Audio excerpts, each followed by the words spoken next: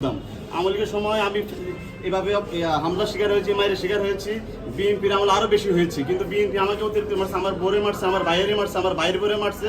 আমার এটা আমার অপরাধের জন্য আমার বাড়ি ঘর ভাঙচুর করছে বিএনপির সভাপতি রাজুল ইসলাম মিটু আমার ঘর বাড়ি ভাঙচুর করছে। এবং আমরা যখন মারার পর আমি তোরা ঘরে যা পলানোর পরে মিটু আমার ঘর বাড়ি ঘেরাও করার পর প্রায় 1000 লোক নেওয়ার পরে মিঠু বলে ওরে মারতেই হবে, ওর মারার অর্ডার আছে। মিঠু হচ্ছে এনএ চৌধুরীর লোক, এনএ চৌধুরীর খাস লোক, আমাদের উপজেলা বিএনপি সভাপতি। আমার অপরাধ, আমি জুলাই যোদ্ধা। তারা বলছে কোনো জুলাই যোদ্ধা বাংলাদেশে এরা চলতে না, এরা এইভাবে গালাগালি করছে। কিন্তু অন্য জুলাই যোদ্ধাদের তো গ্রেপ্তার করেনি, আপনাকে কেন গ্রেপ্তার করেনি? আমাকে দিয়ে শুরু করছে আর কি।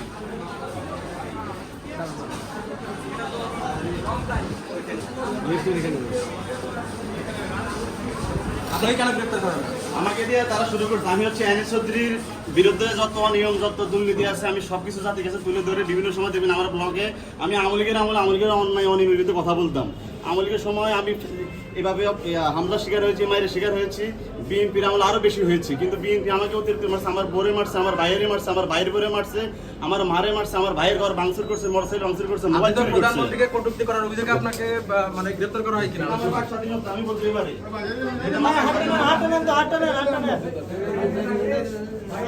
তো আপনি ডেইলি হামলা করছিলেন? না, এগুলো মিথ্যা কথা, এগুলো মিথ্যা কথা।